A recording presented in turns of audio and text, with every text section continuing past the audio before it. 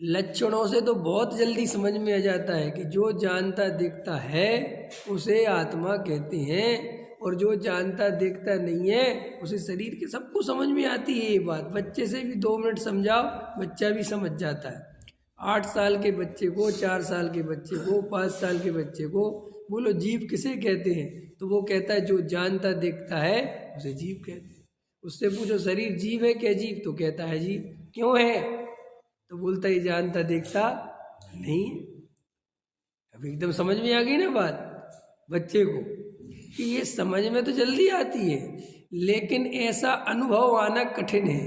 अनुभव आना कठिन क्यों है, बताया कि आत्मा अमूर्तिक है, वो दिखाई देता नहीं, शरीर दिखाई देता है, एक प्रॉब्लम। दूसरी प्रॉब्लम, दोनों का एक क्षेत्र अवगाह्य संबंध है। तीसरा, आत्मा और शरीर में निमित्त नैमित्तिक संबंध बहुत घना है, उसमें भेद पाड़ना बहुत कठिन है। जैसे अभी कौन बोल रहा है, आत्मा बोल रहा है कि शरीर बोल रहा है, ख्याल में है ना। आप कहोगे शरीर बोल रहा है, लेकिन मुर्दा तो नहीं बोलता। अगर शरीर बोलता है तो मुर्दा बोलना चाहिए। आप कहोगे साहब आत्मा के बिना नहीं बोलता, कहोगे कि नहीं कहोगे कि साहब वो आत्मा के बिना नहीं बोल सकता, तो फिर आत्मा ही बोलता है। है ना संबंध कितना खतरनाक है। दुनिया का कोई भी आदमी ये संबंध को हटा नहीं सकता। मुर्दा बोल नहीं सकता और आत्मा बोलता नहीं, तो फिर ये बोलता कौन है, फिर कौन बोलता है रमेश कुमार जी, फिर कौन बोलता है। आत्मा बोलता नहीं, शरीर बोल सकता नहीं, और बोलता तो है ना कोई, तो कौन बोलता है। ये कि दोनों में ऐसा निमित्त नैमित्तिक संबंध है कि भाई साहब बहुत खतरनाक, समझ में नहीं आता बोल कौन रहा है। आरोप आता है तो एकदम से लगता है कि मैं ही बोलता हूँ। अब वो मैं में फिर कौन कौन आ गया, आत्मा भी आ गया, शरीर भी आ गया, दोनों आ गए। बस इन दोनों की मिली जुली अवस्था का नाम असमान जाति पर्याय है।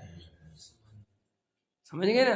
ये असमान क्यों है, असमान क्यों है, क्योंकि दोनों के लक्षण अलग अलग हैं, दोनों एक जैसी नहीं है, लेकिन वो मिलती ऐसी है कि अच्छे अच्छे चक्कर खा जाते हैं। ख्याल में है ना। हाँ, उसी चक्कर में 4 गति में घूम रहे। अब जो ज्ञानी पुरुष हैं, जो तीक्ष्ण बुद्धि के धारी है, वे इस भेद को पहचानने की कोशिश करते कि भेद तो है, ये तो गारंटी है, जो शरीर है वो आत्मा नहीं है, जो आत्मा है वो शरीर नहीं है, एक बिल्कुल क्लियर है। और दोनों अलग अलग हैं, न्यारे न्यारे हैं, क्योंकि ये बात भी परम सत्य है कि जब मरण होता है तो ये शरीर यहीं पड़ा रह जाता है और आत्मा निकल जाता है, और आत्मा निकल जाता है ये सिद्ध भी हो गया कि क्यों, क्योंकि वो आत्मा के निमित्त नैमित्तिक संबंध जो शरीर के साथ बन रहे थे वे मुर्दे में बनना बंद हो गए। तो इससे पता चल गया कि इसमें से आत्मा, ये जो अपनी नस चल रही है तृष्णा ना नाड़ी, तो ये नाड़ी चल रही है, तो ये आत्मा की चल रही है कि पुद्गल की चल रही है। लेकिन इसमें से आत्मा निकल जाए तो चलेगी, नहीं चलेगी। ऐसा तो नहीं होता ना है। अभी देखो हम कितनी कोशिश करें, कितनी समझने की कोशिश करें, लेकिन ये बात गहराई में जाके आपको, और आप कुछ चेंज नहीं कर सकते। आप निमित्त नैमित्तिक संबंध हटा नहीं सकते, वो तो जैसे हैं वैसे ही रहेंगे, और आप कुछ कर भी नहीं सकते।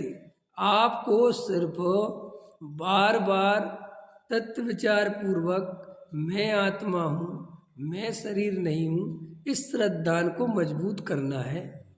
मैं जानने देखने वाला हूँ, मैं संयोगों से भिन्न हूँ, इस श्रद्धान को मजबूत करना है। और इस श्रद्धान को मजबूत करने के लिए होश रहना जरूरी है। बस आपको कुछ करना नहीं है, आप चेंज कुछ कुछ जो है वो तो सब है ही, लेकिन आपको सिर्फ इस बात का बार बार होश रखना है कि मैं शरीर नहीं हूँ, मैं आत्मा हूँ, मैं संयोग से भिन्न हूँ, मैं पर पदार्थों से भिन्न हूँ, ये सब परपदार्थ मेरे से भिन्न है। बस ये जागृति रखना है, बस इससे ज़्यादा हमारे हाथ में कुछ करने के लिए है नहीं।